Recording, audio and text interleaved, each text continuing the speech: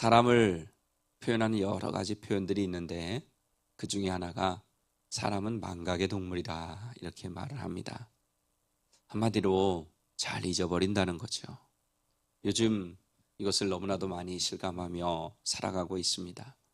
근데 문제는 잊어버려야 할 것을 잊어버리는 것은 괜찮은데 잊어버리지 말아야 할 것을 또는 꼭 기억해야 할 것을 잊어버린다는 것입니다. 남에게 상처받고 아픔을 당한 것은 빨리 용서하고 잊어버려야 하는데 그것은 왜 그렇게 기억이 잘 나는지요. 자신이 남에게 은혜를 베풀어 준 것에 대해서는 다 기억하고 있는데 남에게 은혜를 입은 것은 또 잘 잊어버립니다. 하나님께 받은 은혜 또한 잘 잊어버리죠. 은혜를 잊어버리는 사람을 우리는 배은망덕한 사람이라 이렇게 표현합니다. 이 세상에 배은망덕한 사람이 얼마나 많은지, 또 교회 안에서도 하나님의 은혜를 입고도 그 은혜를 잊어버리는 배은망덕한 사람이 얼마나 많은지 모릅니다. 하나님께서는 인간의 이런 연약함을 아시고 꼭 기억해야 할 것들은 기억하도록 명령을 내리시죠. 우리는 하나님께서 기억하라고 하신 것은 반드시 기억해야 합니다. 왜냐하면 그만큼 하나님이 중요하게 여기시기 때문에 방법까지 일러주시면서 기억하라고 하시기 때문입니다. 저는 오늘 본문 말씀에 의지해서 우리의 삶은 하나님께 달렸다라는 제목으로 은혜를 쉽게 잊어버리는 우리에게 주시는 은혜를 나누고자 합니다. 하나님께서는 애굽에서 이스라엘 자손들을 이끌어 나오시면서 마지막에 애굽 땅에 장자의 죽음의 재앙을 내리셨죠. 그 재앙에 대한 말씀을 하시면서 유월절과 무교절 규례를 정하시고 이날을 기념하여 여호와의 절기를 삼아서 영원한 규례로 대대 손손 지키라 이렇게 말씀하셨습니다. 오늘 본문에서는 광야에서 이스라엘 자손들에게 만나를 내려주시면서 그것을 간수하라고 말씀하십니다. 한 오매를 담을 수 있는 항아리에 만나를 담아서 여호와 앞에 두어서 대대로 간수하라 말씀하십니다. 아론은 이 만나를 담은 항아리를 성막을 지은 다음에 지성소에 주게 되죠. 지성소에 들어가는 세 가지가 있습니다. 첫째는 십계명이 새겨진 돌판이 담긴 하나님의 법궤이고, 둘째는 만나를 담은 항아리, 셋째는 아론의 쌍난 지팡이입니다. 하나님께서는 모세에게 만나를 항아리에 담아 간수하라고 하신 이유를 32절은 이렇게 기록하고 있습니다.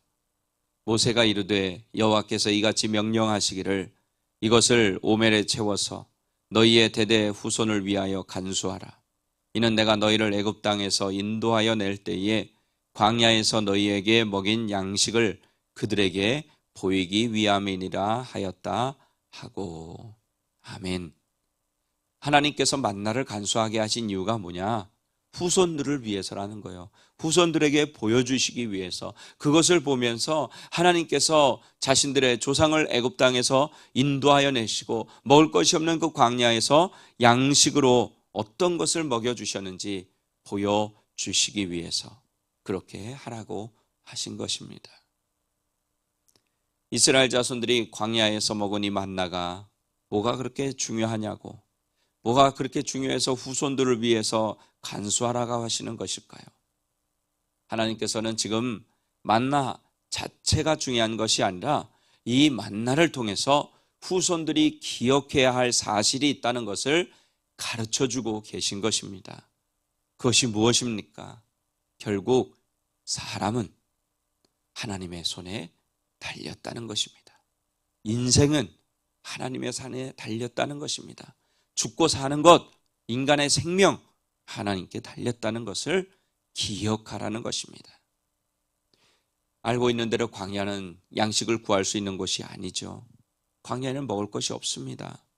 근데 200만 명이나 되는 이스라엘 자손들이 광야를 행진하여 나가는데 광야에서 먹을 것이 없으면 어떻게 될까요? 당연히 굶어 죽게 됩니다. 하지만 하나님께서는 저들이 전혀 생각지도 못한 방법으로 만나를 주셔서 40년 동안 먹이셨어요. 굶어 죽은 사람이 없었어요. 만일 하나님께서 만나를 주시지 않았다면 그냥 굶어 죽을 수밖에 없었을 것입니다. 결국 200만 명의 생명은, 그 삶은 하나님의 손에 달려 있었던 것입니다. 마찬가지로 그들의 생명만, 또 그들의 삶만 하나님의 손에 달린 것인가 아니라 그들의 후손들의 생명도, 그들의 삶도 하나님의 손에 달려 있음을 알고 하나님을 잘 섬기라는 것입니다. 예전에 가난한 시절 예수님을 믿지 않는 분들이 이런 이야기를 하는 거 가끔씩 들을 때가 있었습니다. 예수 믿으면 떡이 나오나 돈이 나오나? 혹 여러분에게 이런 질문을 하면 어떻게 대답을 하시겠습니까? 이 말이 맞습니까? 틀립니까? 맞습니다. 떡도 나오고요, 돈도 나와요. 물론 이것을 우리가 오해하면 안 되지만 사실입니다. 하나님께서는 하나님의 백성들을 책임지시기 때문에, 하나님께서는 하나님의 백성들을 먹이시고 입히시기 때문입니다. 아무것도 먹거리가 없는 광야에서도 200만 명이나 되는 이스라엘 자손들에게 만나를 내려주셨고 메추라기까지 보내주셨습니다. 예수님께서도 너희가 무엇을 입을까, 무엇을 마실까, 무엇을 먹을까 염려하지 말라고 하셨습니다. 이것은 이방인들이 구하고 염려하는 것이라고, 하나님의 백성들은 이것으로 염려하는 것이 아니라고 하시면서 먼저 하나님의 나라와 의를 구하라 이렇게 말씀하시고, 그러면 그 앞에 말한 모든 것을 더하여 주시겠다, 책임져 주시겠다 말씀하셨습니다. 우리는 먹는 문제도 생명의 문제도 하나님의 손에 달려 있음을 절대로 잊지 말아야 합니다. 우리는 이것을 잊어버리는 순간 하나님을 의지하기보다는 먹는 문제를 해결하기 위해 세상의 방법을 동원하게 됩니다. 가끔씩 부목사 시절에 교회를 나오지 않는 분들을 신방하면 이런 말씀하시는 분들이 있습니다. 목구멍이 포도청이라 교회 나가는 것이 쉽지 않네요. 물론 이분들의 말이 틀리지 않아요. 하지만 마음이 안타까웠던 것은 하나님은 분명히 하나님의 백성들 먹이시고 입히신다고, 책임지신다고 하셨고, 또 이스라엘의 광야 생활을 통해서 우리에게 가르쳐 주셨는데 그것을 온전히 믿지 못하고 당장 눈앞에 현실에 쫓기느라 더 중요한 것을 놓치게 되는 것을 보니 안타까웠습니다. 예수님이 한 번은 이 만나 이야기를 하신 적이 있습니다. 요한복음 6장에 보면 예수님께서 오병이어의 기적을 행하신 이후에 사람들이 뭐 떡 하나 더 얻어먹을까 싶어서 예수님께로 나왔어요. 그때 예수님께서는 자신을 생명의 떡이라고 말씀하시면서 너희 조상들이 먹고도 죽은 만나와 같지 아니하여 이 떡을 먹는 자는 영원히 살리라 이렇게 말씀하셨습니다. 예수님은 먹고 죽을 수밖에 없는 양식을 위해서 사는 어리석은 사람이 아니라 우리에게 영원한 생명이 되시는, 생명의 떡이 되시는 예수님을 위해 살아야 함을 말씀해 주신 것이죠. 사랑하는 어린교회 가족 여러분, 여러분과 저의 삶은 하나님의 손에 달려 있습니다. 우리가 무엇을 먹느냐에 달려 있지 않아요. 무엇을 먹을까, 무엇을 입을까, 무엇을 마실까 염려하지 마십시오. 그것이 우리의 삶을 지배하도록 내버려 두지 마십시오. 하나님의 백성들은 하나님께서 책임져 주십니다.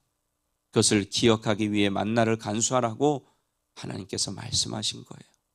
그 만나를 볼 때마다 나의 삶은, 나의 생명은 결국 하나님께 달려있다, 하나님을 의지하고 살아가야만 살 수 있다 하시는 것을 가르쳐 주시는 것입니다. 또 생명의 떡이 되시는 예수님을 먹으라고, 예수님을 위해서 살라고 말씀하십니다. 그러면 죽지 않고 살 것이다. 여러분과 저의 삶이 하나님의 손에 있음을 다시 한번 확신하며 하나님 우선주의로 살아가는 우리 모두가 되기를 예수님의 이름으로 간절히 축원합니다.